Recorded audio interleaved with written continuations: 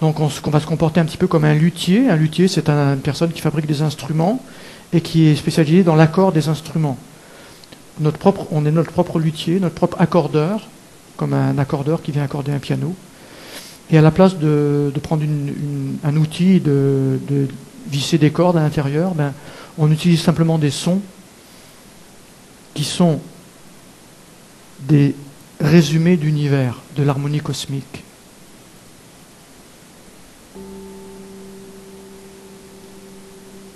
Un astrophysicien et philosophe, David Bohm, disait, et Pythagore ne le contredirait pas, le son est un résumé d'univers.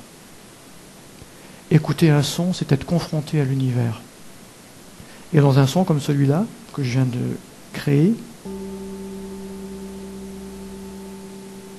vous avez toute l'harmonie du monde qui est présente. Les lois cosmiques sont présentes dans le son que vous entendez, consciemment ou pas. Parce qu'on entend un son, mais il y a plus qu'un son. Et cette structure-là, si vous voulez, eh bien, lorsque vous y êtes soumis ou soumise, lorsque vous l'écoutez tout simplement, elle pénètre au-dedans de vous par vos oreilles, oui, mais tout votre corps le reçoit.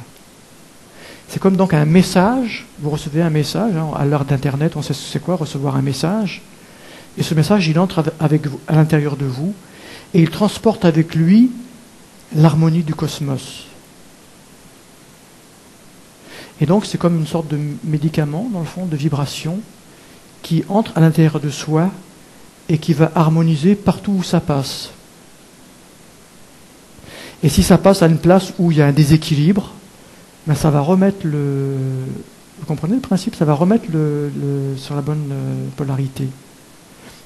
Jusqu'à un point tel que lorsqu'on donne des massages sonores, parce que nous sommes spécialisés dans les soins aussi, des massages sonores, donc c'est un massage à la place d'être manuel, il les donne avec des sons. Et donc la personne est allongée devant nous sur une table, comme une table de massage, et on va utiliser des sons, soit avec la voix, comme j'ai fait au début, soit avec des instruments comme des diapasons ou des bols tibétains. Comme vous pouvez voir aussi à notre kiosque, on a différents instruments. Alors, si on met le son à une place où la personne a comme une sorte de blocage, qui peut être de toutes sortes de raisons ou autres, le son va, à la place de résonner comme ça, vous entendez qu'il résonne bien, il va résonner de même. Ça peut être aussi simple aussi flagrant que ça. Une sonorité qui n'est pas normale.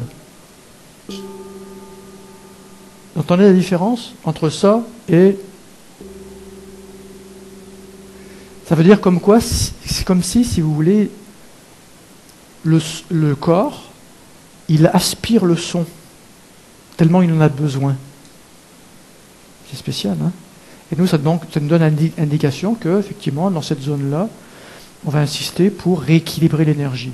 Alors, on ne soigne aucune maladie, hein, rassurez-vous, la loi nous l'interdit, donc on n'a pas de peine à le faire. On induit chez la personne à qui on donne un soin sa capacité à s'auto-guérir en créant un état de relaxation profond. Alors donc, les sons sont des messagers d'univers. Les sons sont des messagers d'univers. Donc prendre conscience, s'harmoniser avec la sonorité de tout ce qui nous environne au niveau cosmique, nous permet de nous harmoniser. C'est quoi que vous croyez qu'ils font les Tibétains dans leur méditation? Ils s'harmonisent, ils chantent beaucoup, ils utilisent beaucoup de sons, et d'ailleurs les sons et la musique sont utilisés quasiment dans toutes les traditions spirituelles. Pourquoi, pensez-vous?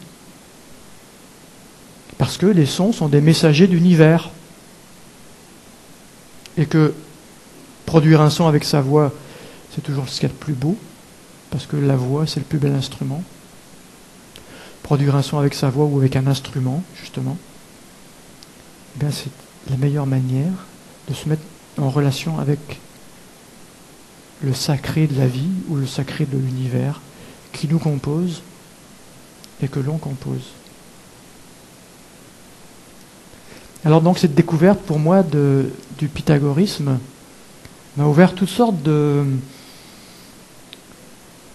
perspectives par rapport à la prise de conscience, si vous voulez. Que les sons, ils peuvent nous faire du bien, mais aussi ils peuvent nous détruire. Et les sons peuvent nous perturber. Il suffit de sortir, là, on n'est pas loin là, du centre-ville de Montréal, on va se promener dans la rue, là, puis on se met à être agressé par toutes sortes de sons. Parce que c'est des sons aussi, mais ils sont moins musicaux que ceux que j'ai produits avec mon bol tibétain ici. Hein, vous sentez la différence. Puis ces sons-là, disharmonieux, à un moment donné, on rentre chez nous le soir, on est toutes mélangées, toutes désharmonisées. Puis si ça s'accumule avec notre vie, dans le fond, à un moment donné, il y a des déséquilibres qui se créent à l'intérieur de notre corps. Et ça se met à chanter faux, comme j'expliquais. Et ça peut créer donc à terme des maladies. Ils appellent ça comme ça, mais c'est des musiques qui jouent faux au niveau de notre corps instrument. Alors tout ça, j'explique. J'explique aussi que, bon, alors je donne toutes sortes de références par rapport à la science grecque, qui était une science très très avancée. Hein. La science grecque avant Aristote, c'était une science qui était vraiment très avancée. Et qu'on redécouvre aujourd'hui par l'astrophysique. Hein. Et je donne des références. Les astrophysiciens qui scrutent le ciel par toutes sortes de moyens, donc l'univers, tout ça, ils s'aperçoivent que justement cet univers est musical. Et ils emploient des termes musicaux pour le définir. Spécial. Donc on est dans une nouvelle ère pythagoricienne, bienvenue. Donc c'est ça. Donc Pythagore, c'est mon ami, vous l'avez compris. C'est vraiment quelqu'un qui a apporté un enseignement tellement riche, tellement plein de spiritualité, de vibrations, de musique, cette musique des sphères, qui nous révèle donc aujourd'hui la musique des mondes, qui concerne aussi bien l'infiniment grand que l'infiniment petit. Et tout ça, ça sert à quoi? Ben, ça sert à se faire du bien à soi-même. Et donc justement, nous enseignons des techniques qui nous permettent de mettre du son dans notre vie avec notre propre voix, avec différents outils qu'on peut utiliser aussi.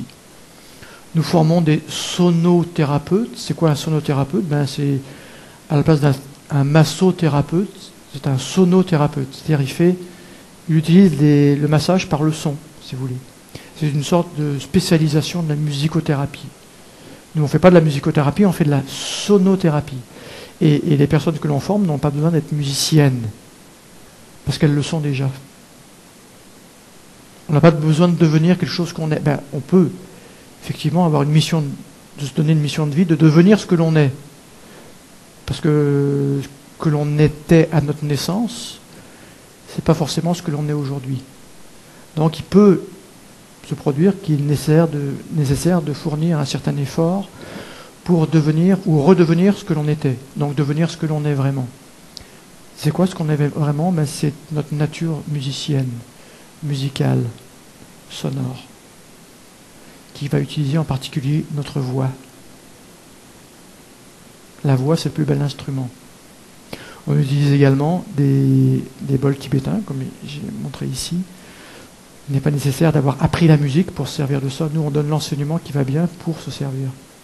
C'est juste apprendre à saisir l'objet et le frapper avec une maillotche. Bon, je pense que tout le monde peut le faire ça. Mais il y a quand même une manière de faire, d'accord? Surtout si on veut l'appliquer pour quelqu'un d'autre. Donc c'est des choses qui sont vraiment très simples. Notre enseignement est basé sur des choses qui sont très très simples, que tout le monde peut faire. Il n'est pas nécessaire d'être thérapeute pour suivre cette formation-là. On peut la suivre uniquement pour un désir de se faire du bien dans un contexte qu'on peut appeler le développement personnel, si vous voulez. Ça s'arrêter là, ça peut être juste ça, puis se faire du bien à soi-même. Puis quand vous faites du bien à vous-même, vous faites du bien à l'humanité, par définition. Puisque vous pensez que l'humanité elle a besoin qu'on lui fasse du bien? Je pense que oui. Il y a tellement de souffrance qui est vécue aujourd'hui. Il y a tellement de souffrance qui est générée. Hein. On fabrique des guerres, quand il n'y en a pas assez, on en fait des nouvelles, comme on voit encore récemment. Le Canada est fièrement engagé dans une guerre aujourd'hui, il n'y a vraiment pas de quoi être fier là-dedans. On fabrique de la souffrance, on ne résout rien, on recrée des nouveaux problèmes, plus graves que ceux qu'on était censé soigner. Toutes sortes de malaises qui sont vécus dans notre société, que c'est un monde qui est en train de s'effondrer, tout ça, ça génère beaucoup de souffrance. Donc on a besoin de se remettre en équilibre et de se reconnecter hors de ce monde illusoire qu'on nous projette tous les jours au journal télévisé, si vous voulez. Dans notre vérité sacrée à l'intérieur de nous, de se connecter avec la vérité sacrée à l'extérieur de nous. Ça, c'est important. Ça, on ne vous en parle pas dans les bulletins de nouvelles. Alors, ça sert à quoi? Donc, ça sert à se faire du bien. Et quand on se fait du bien à soi-même, on fait du bien à l'humanité par définition.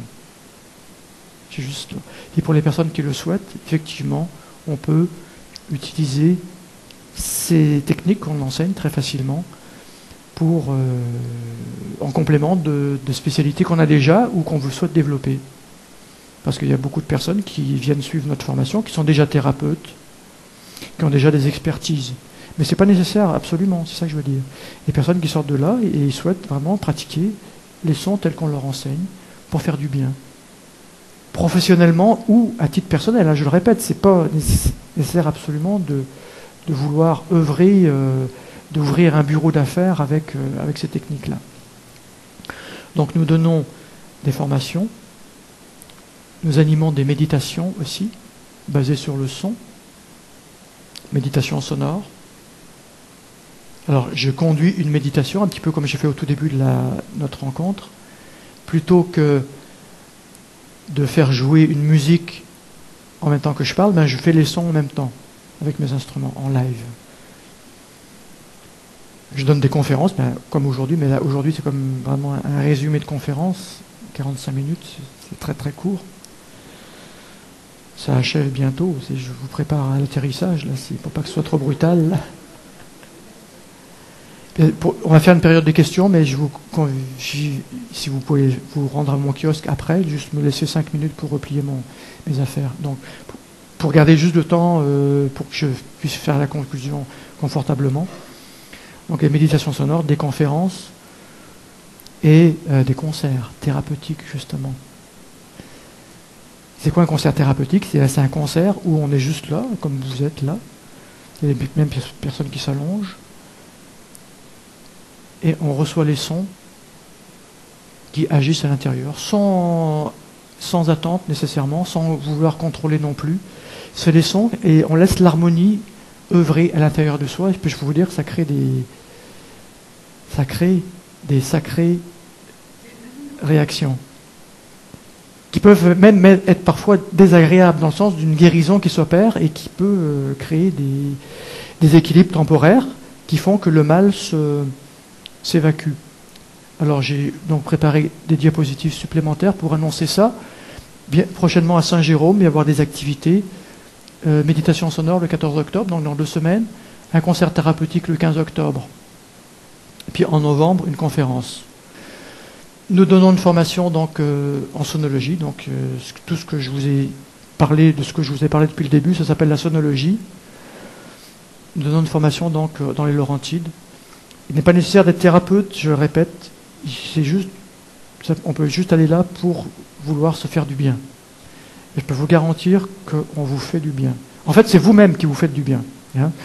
Moi, je vous invite, je vous encourage là-dedans, dans le processus. Et puis, si vous voulez vraiment vous faire beaucoup, beaucoup de bien, vous venez avec nous en Guadeloupe au mois de janvier avec un concept de vacances thérapeutiques, c'est-à-dire on vous donne le même enseignement qu'à Val-David avec des petits extras. On va dans des lieux spécifiques, parce que là-bas c'est très montagneux, il y a des lieux qui ont des énergies incroyables, et on va là pour faire des sons. Et quand on fait des sons sur des lieux sacrés, on appelle ça comme ça, waouh, ça prend une ampleur insoupçonnée. Alors, j'espère vous avoir donné envie d'en savoir plus.